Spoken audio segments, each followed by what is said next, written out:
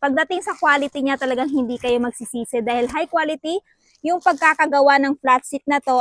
Sa mga mahilig dyan magpapogi ng Honda Click 125, baka ito na yung kulang nyo guys sa setup nyo. At ito yung na-order natin na Mokoto flat seat F1 Racing pang Indo concept. At pag binili nyo to guys, ayan, nakabox yan. Pero before siya nakabox guys, nakabubble wrap pa yan.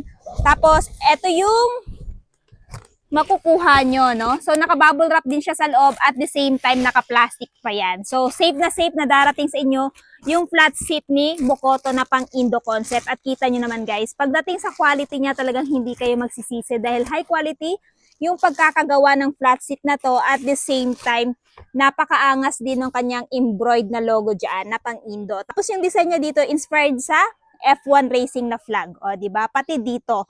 And then, pagdating sa foam, ayan guys, hindi siya ganun kanipis, kaya naman kahit i-long ride nyo to, hindi masyado sasakit yung puwet ninyo dahil medyo foamy pa rin. So, ganito yung itsura niya guys.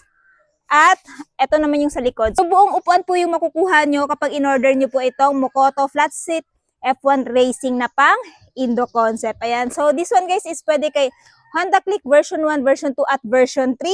At this one guys is napakamura lang ngayon. Kaya naman kung gusto nyo din mag-upgrade ng seat nyo para kay Honda Click, ito talaga yung may re-recommend ko. Kaya naman kung interested kayo guys, idadrop ko na lamang yung link dito dyan sa baba.